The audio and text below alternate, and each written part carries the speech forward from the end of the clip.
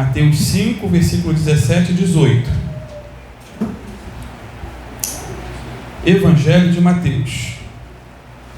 Diz assim: não pensem que eu vim abolir a lei de Moisés ou os escritos dos profetas. Vim cumpri-los. Eu lhes digo a verdade: enquanto o céu e a terra existirem, nem a menor letra ou o menor traço da lei desaparecerá até que todas as coisas se cumpram. Amém, amém, amém. Os irmãos podem sentar-se, fiquem à vontade. Podem usar o celular para anotar alguma pergunta, não para entrar no WhatsApp, nem Facebook, nem Instagram e assim por diante. Mas vale uma pequena digitação do que uma grande memória. Aí no final da aula, pastor, esqueci a minha dúvida. Então anotem. Então, amados, na semana passada focamos apenas a parte A desse versículo 17, né? Enfatizamos que Jesus tinha o Antigo Testamento em alta estima, em alta consideração. Ele nunca falou mal da lei de Deus, nunca. Até porque ele é o legislador, juntamente com o Pai, juntamente com o Espírito Santo. Ele é o criador de todas as leis, não só as leis morais, né, do Antigo Testamento, mas até as leis conhecidas no mundo secular. As leis, sejam elas leis físicas, leis da biologia, leis da termodinâmica e tantas outras leis, foram todas criadas por Jesus. E em relação às leis morais, né, os escribas e os fariseus interpretavam essas leis de maneira totalmente equivocada, né, ao bel prazer deles. Foi por isso que Jesus disse que sua missão na terra não seria de acabar com a lei e muito menos com os profetas, mas cumpri-los na íntegra. Agora, antes de falar propriamente dito em que sentido Jesus cumpriu a lei e os profetas, é importante sabermos, queridos, a função da lei e dos profetas. Para que serve o mandamento? Para que serve o não faça isso ou não faça aquilo?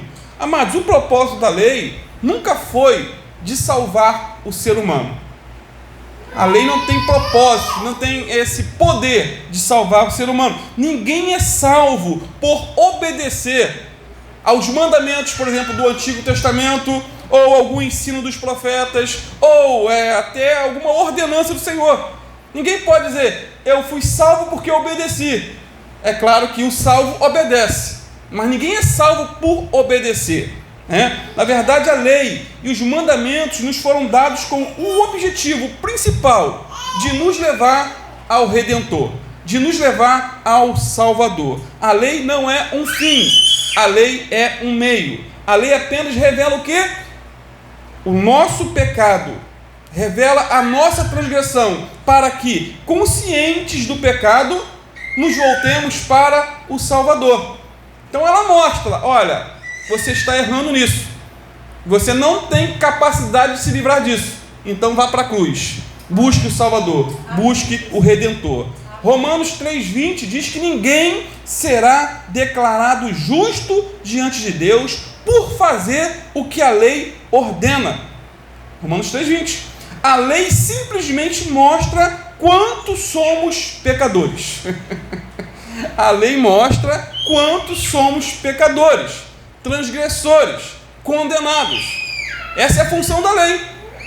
No mundo jurídico, são tantas as leis que existem, mas a lei, por exemplo, não roubarás, tem o poder de fazer com que alguém não roube? Se tivesse, ninguém roubava. Quem não sabe que roubar é errado? Todos sabem, mas mesmo assim a pessoa rouba. Então, a lei de Deus, ela coloca o dedo na nossa ferida e diz aonde estamos errando. A lei vasculha nosso coração imundo e nos mostra o quanto somos sujos. Essa é a função da lei. A lei de Deus é como aquele refletor gigante que ilumina o nosso coração.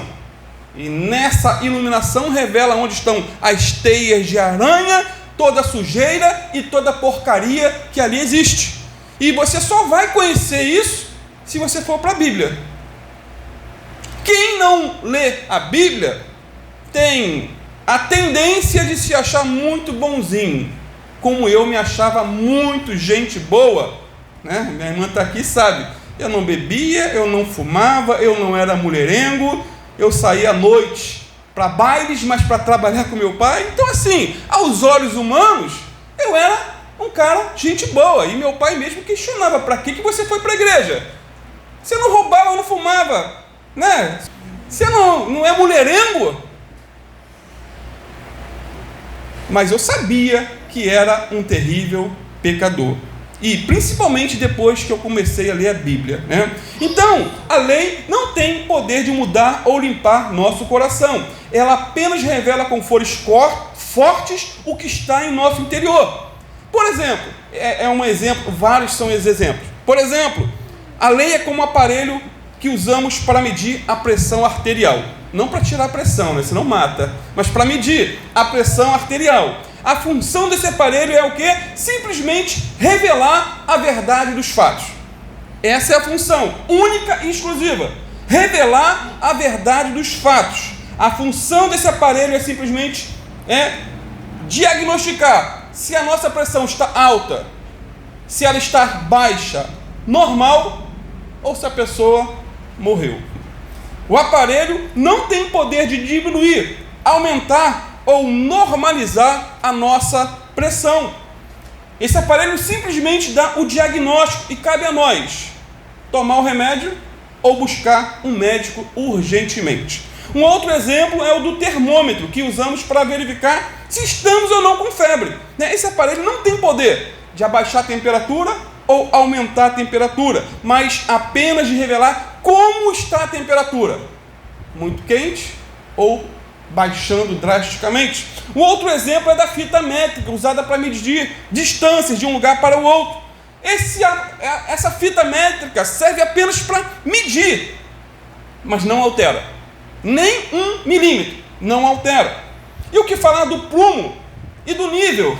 Na construção civil, irmão Ari, né, sabe muito bem, pedreiro de mão cheia, usou muito. Tinha que usar, hein? Nível e o prumo.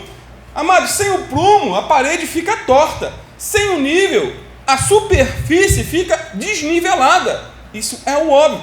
Porém, nem o prumo tem o poder de endireitar uma parede, nem o nível tem o poder de nivelar uma superfície. Pode mostrar o desnível, mas não tem poder de consertar. Não pode. Temos também o semáforo, né, que faz parte das leis de trânsito. Vermelho, pare. Verde, siga. Amarelo, vai fechar. Porém, o semáforo não tem poder de parar o motorista. Tem? Não. E nem fazer com que ele vá avante. Só vai dar o diagnóstico. Está vermelho, pare. Amarelo, vai em frente. E o último exemplo, queridos, é o da ressonância magnética. Estou falando aqui com relação ao pecado e à lei, que mostra o nosso pecado, mas não tem poder de transformar o nosso coração. A ressonância magnética. Esse aparelho moderníssimo tem a função de visualizar estruturas internas do corpo humano, como órgãos, tecidos e até vasos sanguíneos.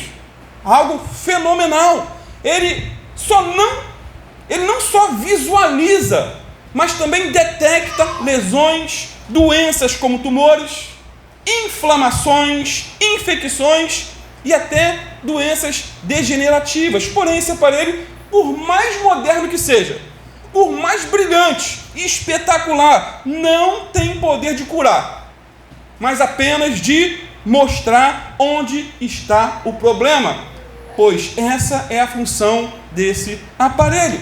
Assim acontece com a lei de Deus. A lei não cura o pecado, apenas revela o pecado. Em Romanos 7:7, o apóstolo Paulo disse que só conheceu o pecado por intermédio da lei.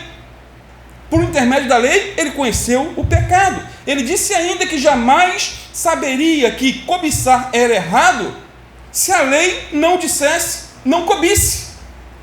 Aí caiu a ficha. O mesmo podemos dizer hoje.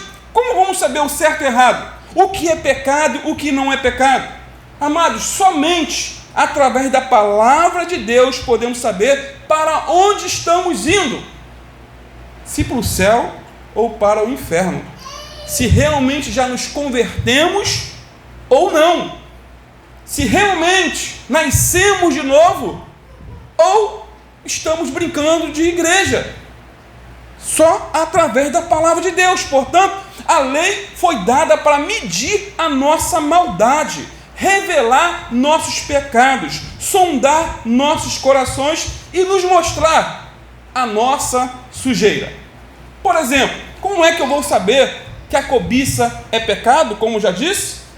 Porque lá em Êxodo 20, versículo 17, diz: não cobiçarás a casa do teu próximo, a mulher do teu próximo, nem seu servo ou sua serva, nem seu boi, nem seu jumento, nem coisa alguma que pertença ao teu próximo. Cobiça, inveja. A lei também dizia: não adulterarás. O mais curioso é que Jesus aprofundou essa lei e disse: aquele que colocar os olhos numa mulher com intenção impura no coração já adulterou contra ela. Foi a lei, né? Fica mais estreito, e nós vamos entrar em detalhes com relação a esse pecado do adultério virtual bem mais à frente. Isso porque, queridos, os escribas e fariseus interpretavam esse mandamento apenas de forma literal. Para eles só era adultério quando o ato fosse consumado. Mas para Jesus, adultério tem a ver com desejo, cobiça, intenção e vontade. Até porque a cobiça é a mãe do adultério. Davi só adulterou com Betseba depois de desejá-la no coração, e esse desejo teve início com o quê? Com os olhos. Dando um rolezinho no palácio, em vez de estar na guerra, ele olhou uma mulher tomando banho, estava no lugar onde não deveria também, né? E ele foi e cometeu aquele pecado. Portanto, esses e centenas de outros mandamentos estão na Bíblia, mas não tem poder de mudar nosso coração. Só diagnosticar o problema, mostrar aonde está o erro. Isso me faz lembrar de quando eu comecei a ler a Bíblia, comecei a ter contato com a palavra de Deus. Antes de ler a Bíblia, eu não tinha problema algum com o pecado, queridos. Não tinha, éramos amigos íntimos. Não havia nenhuma crise de consciência. Não havia nada assim que me tirasse o sono. Até que, eu já disse aqui algumas vezes, por intermédio do evangelista Renato Russo, brincadeira, tá, queridos? Por causa das letras dele, que citava a Bíblia, eu procurei a Bíblia e comecei a ler a Bíblia e entrei em crise. E eu fui ali vasculhado pela Bíblia, que me mostrou a malignidade do meu pecado. Afundado na pornografia e achando que aquilo era uma maravilha. E quando eu passei a ler a Bíblia, falei: caramba, estou condenado, estou morto, estou frito. A Bíblia mostrou o quanto eu era pecador, apesar de, aos olhos humanos, eu ser uma pessoa muito boa, gente boa, sem problema algum. Não, problema não com vício de álcool, de drogas, de mulher, nada. Aparentemente caminhando para o céu, mas na prática indo para o inferno. Então, quando eu comecei a ler a Bíblia, o pecado se revelou e eu tive que fazer o quê? Buscar o Salvador. Não tinha outra opção, queridos. Tive que buscar, porque ao ler a Bíblia, eu vi que o povo da Bíblia, pelo menos o Novo Testamento que eu lia na época, eles iam para a igreja, iam congregar, e eu passei a congregar. E eu mesmo me sentindo convertido, eu tive o desejo de ir à frente e aceitar Jesus na Nova Vida do Alcântara, porque a Bíblia me mostrava isso. Jesus disse: aquele que se envergonhar de mim, das minhas palavras, eu vou me envergonhar dele também. Então, foi a Bíblia que me levou à salvação. Mostrou primeiro o meu pecado, mostrou primeiro a minha iniquidade, a minha transgressão. Então, não corra da Bíblia não, porque a Bíblia vai te mostrar o quanto você precisa de um Salvador e vai te levar até Ele. Amém. Não fuja. Como já dizia Martinho Lutero, o ponto central da lei é tornar os homens não melhores, mas piores. Piores. Isso é, a lei mostra o pecado dos homens para que, por meio desse conhecimento, eles se tornem humildes, assustados, desanimados e quebrantados, para que desse modo a pessoa seja levada a buscar a graça de Deus por meio de nosso Senhor e Salvador Jesus Cristo. Pois, segundo Gálatas 3:24, a lei foi o quê? O nosso tutor, o nosso aio, tutor. Não é alho, não, aio, nosso tutor, até Cristo, para que fôssemos justificados pela fé. Com isso não queremos dizer que a lei é ruim, a lei é má. Não, queridos, a lei é maravilhosa. O que eu estou tentando enfatizar é que nenhum homem pode cumprir a lei de Deus. Isso porque a lei de Deus é santa, porém nós somos pecadores. A lei, ela é espiritual, nós, porém, somos carnais. A lei é perfeita, mas nós somos cheios de ambiguidades, cheios de contradições. Assim, todos nós carecemos da misericórdia de Deus para sermos perdoados, para sermos lavados, regenerados no sangue de Jesus. Portanto, amado, Jesus não veio para destruir a lei e os profetas, mas sim cumpri-los, e cumpriu na íntegra. Vou ler de novo Mateus 5, 17 e 18. Não pensem que eu vim abolir a lei de Moisés ou os escritos dos profetas. Vim cumpri-los. Em verdade vos digo que até que o céu e a terra passem, nem um jota ou um tio se omitirá da lei, sem que tudo seja cumprido. Começando aí pelo versículo 18, podemos ver que o J representa a menor letra do alfabeto hebraico, e o tio, um simples acento. É como se Jesus estivesse dizendo o seguinte: nem um pingo de um i e nem um traço de um t será omitido da lei até que tudo se cumpra. Olha como Jesus foi detalhista. E tem coisas que nós lemos no Antigo Testamento, na lei, fala, caramba, para que está isso aqui? Pensamos, mas tem um propósito e será cumprido, e grande parte já foi cumprido pelo próprio Senhor Jesus.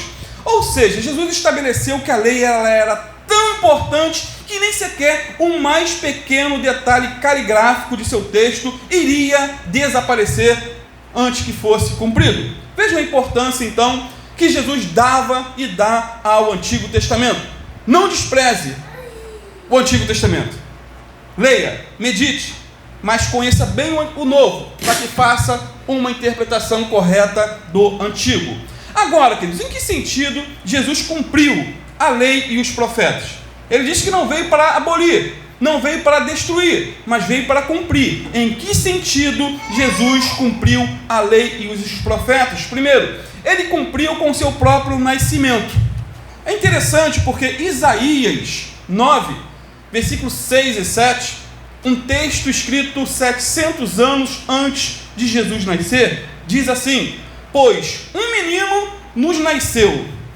Nem tinha nascido ainda, mas já estava na profecia, e se cumpriu em Jesus. Um menino nos nasceu, um filho nos foi dado, o governo estará sobre seus ombros, e ele será chamado de Maravilhoso, Conselheiro, Deus Poderoso, Pai Eterno e Príncipe da Paz. Seu governo e sua paz jamais terão fim. Reinará com imparcialidade e justiça no trono de Davi, para todo sempre.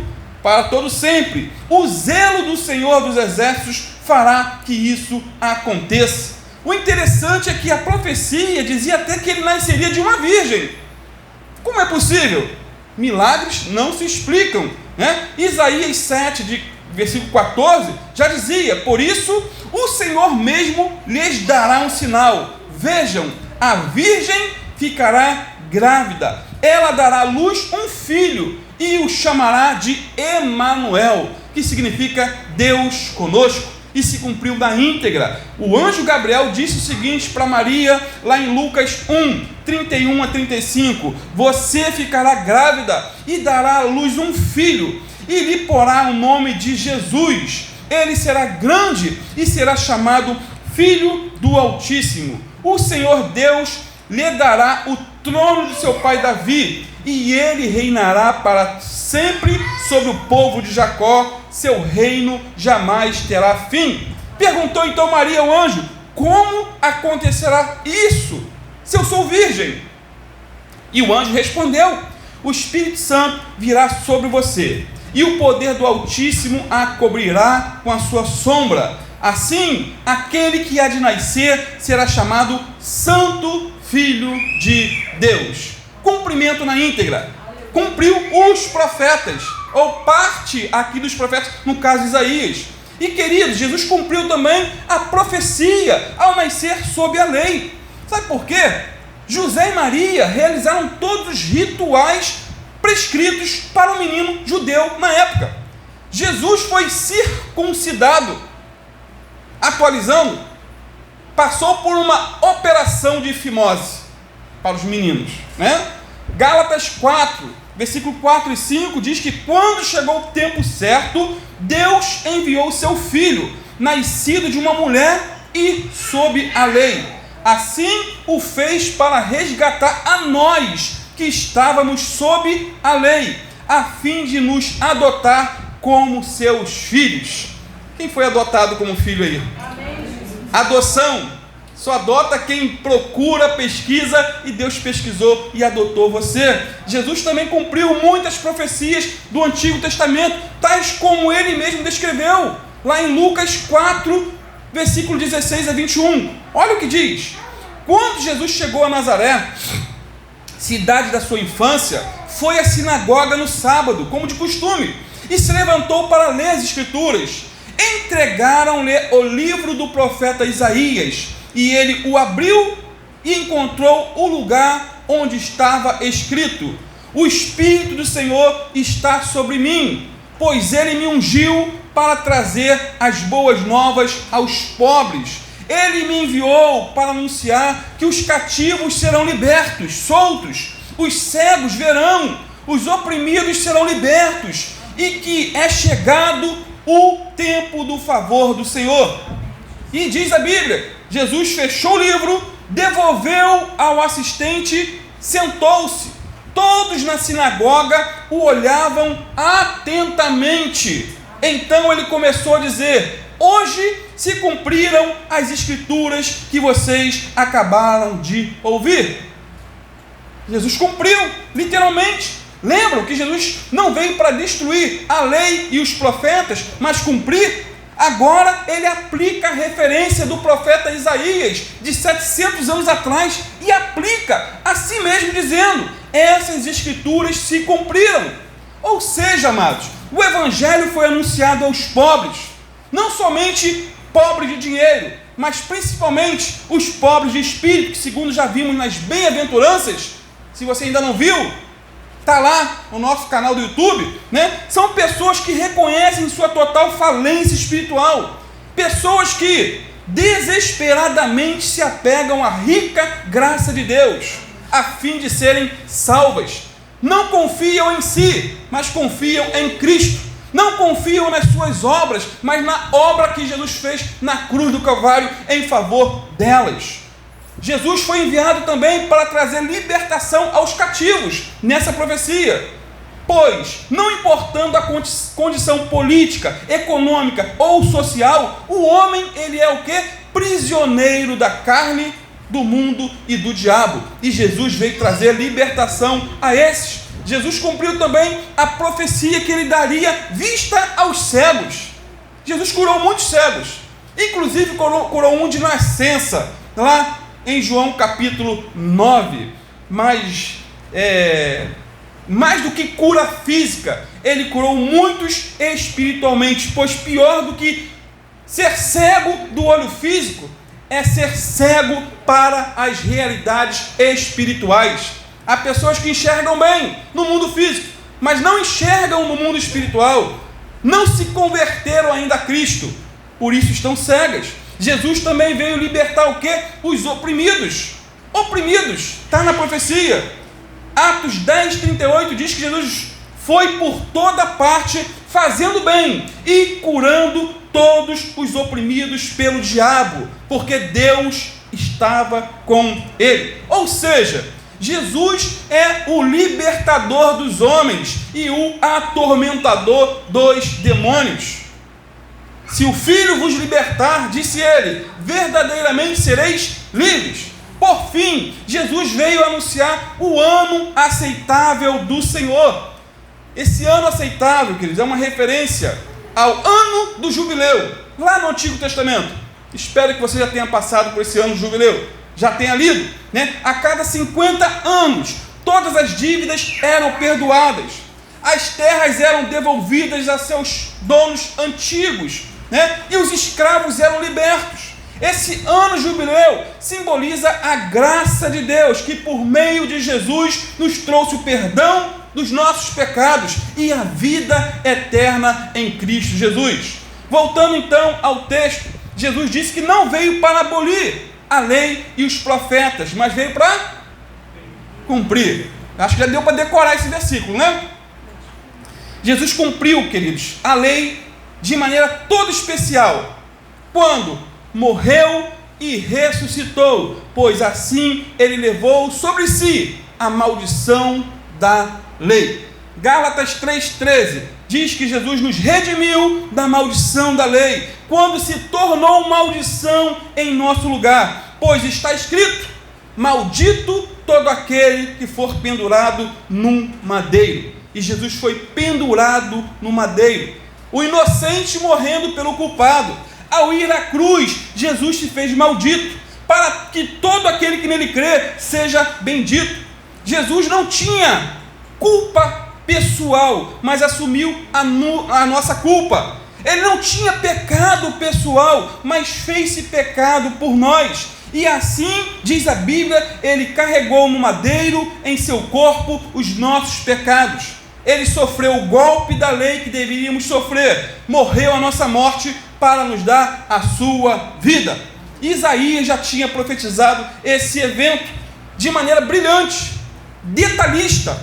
É como que um filme com antecedência. 700 anos antes de Jesus morrer, Isaías já estava descrevendo a morte de Jesus na cruz. Isaías 53, versículo 5 a 9, diz assim: ele foi ferido por causa da nossa rebeldia e esmagado por causa de nossos pecados. Sofreu castigo para que fôssemos restaurados e recebeu açoites para que fôssemos curados.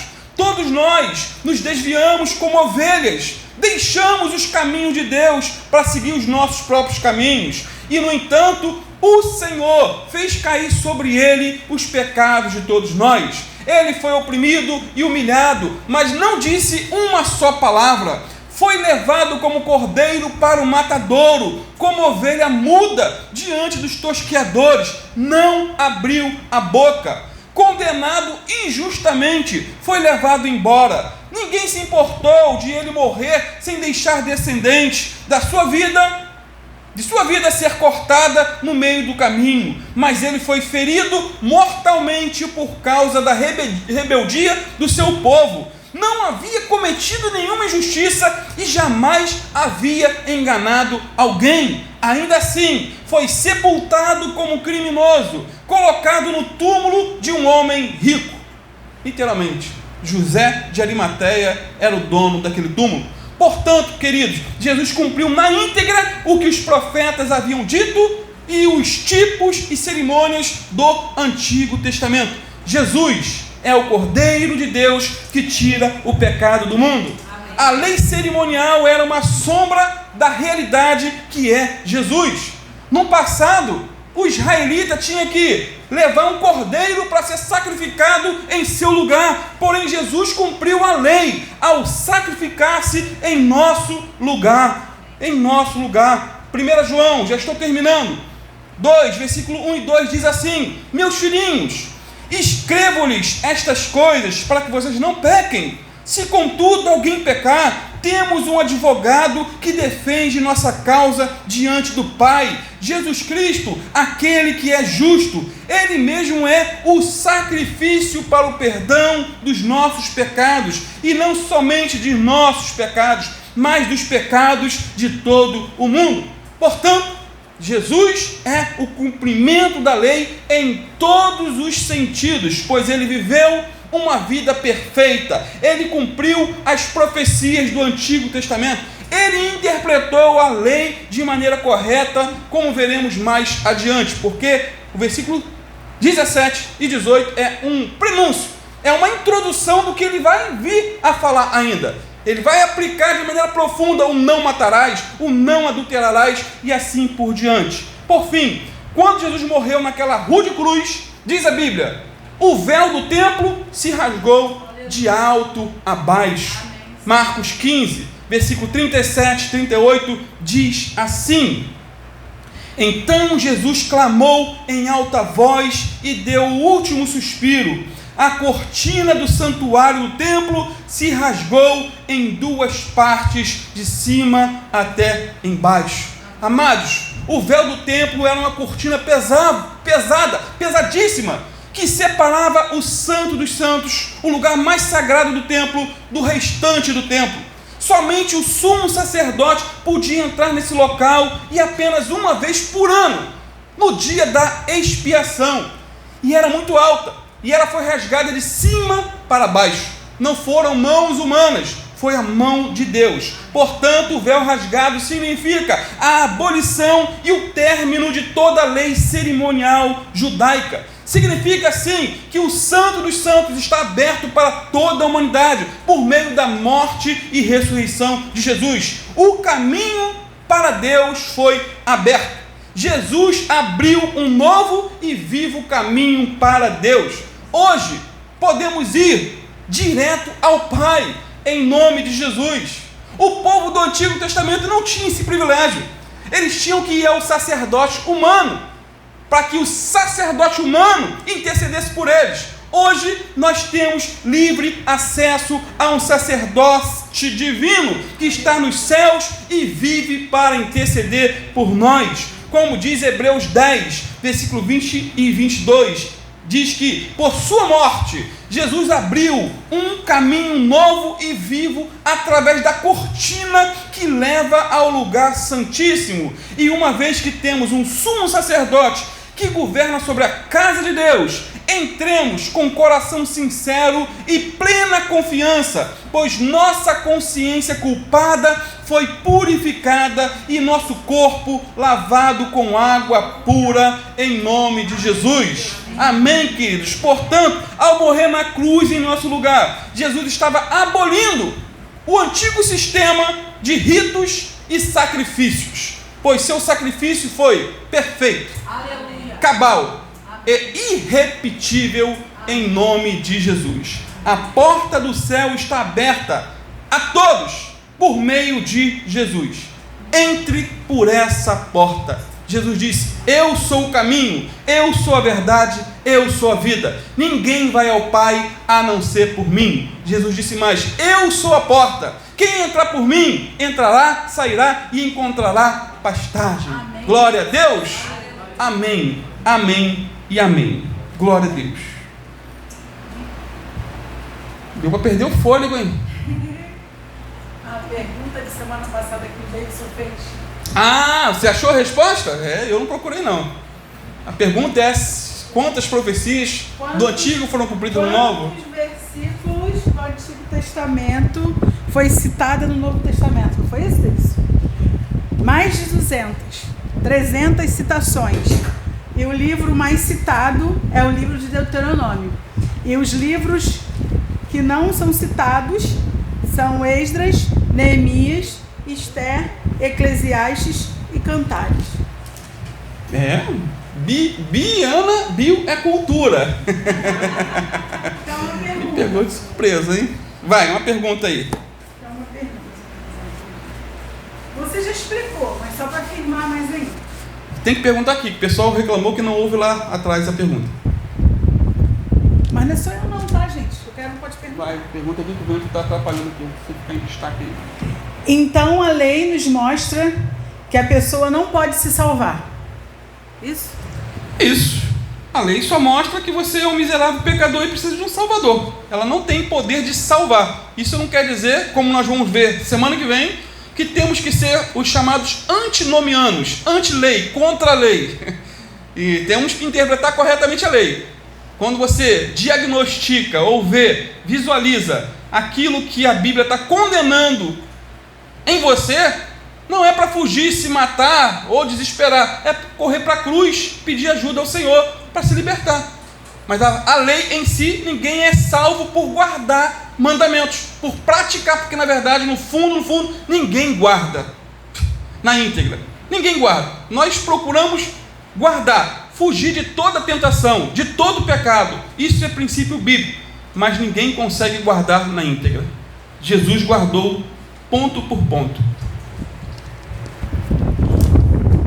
Você já falou, mas eu vou afirmar de novo. A lei nos mostra que quanto mais achamos que somos bonzinhos, independentes, mais ruins somos.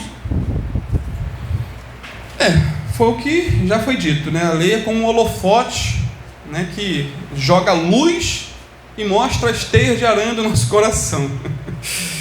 Ele faz lembrar do Billy Graham, né? Ele disse que uma vez ele deu uma entrevista para uma emissora e a esposa dele tinha lá limpado a sala toda, arrumou tudo direitinho, limpou, deu uma faxina. Aí a emissora veio com muito canhão de luz, muita luz. Quando acenderam aquelas luzes, apareceu tudo quanto é tipo de teia de aranha que estava invisível aos olhos humanos. E aí ele fala sobre a importância da lei, da leitura bíblica para nos mostrar quem somos, porque é na luz que vemos a luz. Quanto mais longe da palavra, mais nos achamos muitos bons, muitos justos, muito gente boa. Mas o objetivo principal não é levar a pessoa ao desespero, mas levar ao Salvador. Amém, queridos? Ao Salvador. Porque tem gente que se desespera. Como o apóstolo Paulo fala sobre a ceia, né? Examine-se, pois, o homem a si mesmo e depois coma e beba. Então tem gente que examina e acha tanta coisa ruim que sai correndo, não quer nem participar da ceia. E tem outros que se examinam, não tem nem do que me arrepender. São extremos. E temos que ter cuidado com os extremos. Amém, queridos? Temos que ter cuidado. Quando você reconhecer ser um miserável pecador, isso é um bom sintoma. No sentido de ir para a cruz e buscar a presença do Senhor, reconhecer que só Ele pode nos manter de pé. Mais alguma pergunta, queridos? Eu sei que está bem quente, mas não fica com vergonha, não. O extremo seria também que antes teria que se cumprir a lei, né? E hoje nós vivemos na graça. Só que há também pessoas que, por dizer que não vive mais na lei, então hoje é liberado porque estamos na graça, né? Só que na verdade... seria isso. Os argumentos aí seriam os antinomianos, né? Que afirmam que já que não estamos na lei, Jesus cumpriu a lei, e pegam esse texto aqui e dizem, não, Jesus não veio para destruir, mas cumprir, mas já que ele já cumpriu, então não temos mais nada com a lei. Então pode adulterar, pode matar, pode roubar, né? Foi um vídeo que Biana mandou para mim ontem, acho que se ela mandou no grupo, de 2 homens casados, indo para a igreja louvar o Senhor. Então, na cabeça deles, não é pecado. Não estão mais na lei. A lei que condenava, como se o Novo Testamento não condenasse o pecado, não só do homossexualismo, mas da fornicação, sexo antes do casamento, do adultério, né? Pessoas que se relacionam fora do casamento, e a própria ausência de sexo no casamento, que também é pecado. E os povos que não tiveram acesso à lei? Aí entra Romanos, que fala que cada um vai ser julgado pela própria consciência. Tem detalhes que a Bíblia não aprofunda muito, queridos, e não temos como vasculhar. E isso foi um argumento, eu lembro de um gerente, quando eu trabalhava na loja de sapato, o argumento dele era esse. E os bilhões de... Na verdade, eu não sei nem se tinha bilhões na época, já acho que já está a casa de 1 bilhão de chineses, que a maioria não crê. Vai todo mundo para o inferno? Segundo a palavra, vai. Segundo a palavra, vai. Jesus disse, sem mim, nada podeis fazer. Eu sou o caminho. Então, somos exclusivistas, não no sentido de uma denominação, mas de uma pessoa. Salvação. Em nenhum outro há salvação. Ah, pastor, não é duro? Agora, como vai ser a condenação para aquele que nunca ouviu? Talvez a maior condenação seja para aquele que ouviu e não pregou. Ide por todo mundo, pregar o evangelho a toda criatura. Quem crê e for batizado será salvo, quem não crê será condenado. Como crerão se não há quem pregue? Diz o apóstolo Paulo em Romanos 10 e 20 alguma coisa. Como crerão?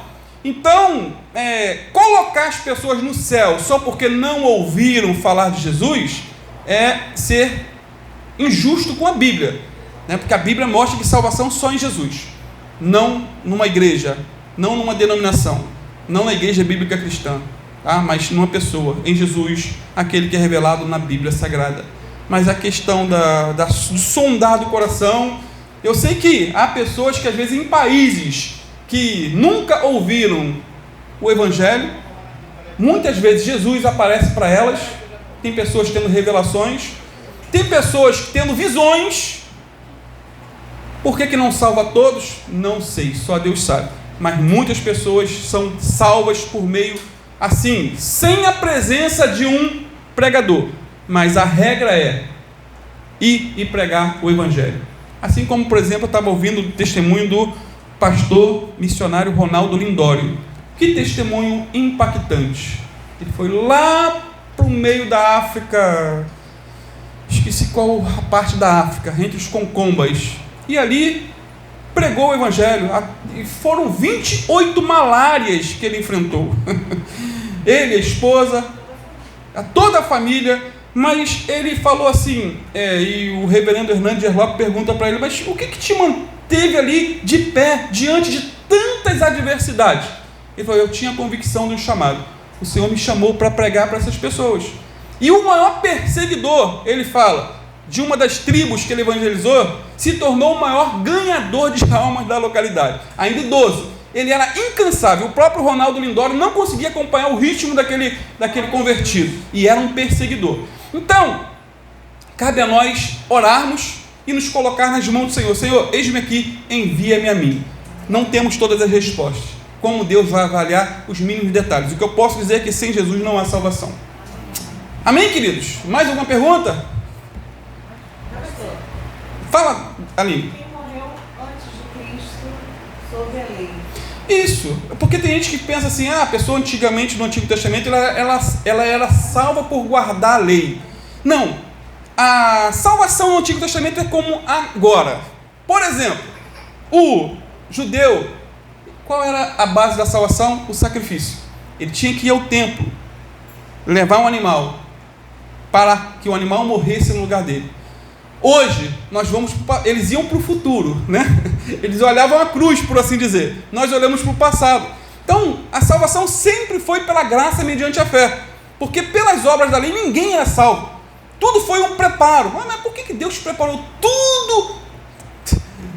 Agora chegou o ápice, né? Há 2000 anos atrás. Estava tudo preparado para a vinda do Senhor. E Jesus veio. E ele morreu, ele cumpriu. Então hoje nós somos salvos a olharmos para trás. O povo do Antigo Testamento, eles eram salvos por olharem para frente, para o Messias que viria, e eles aguardavam.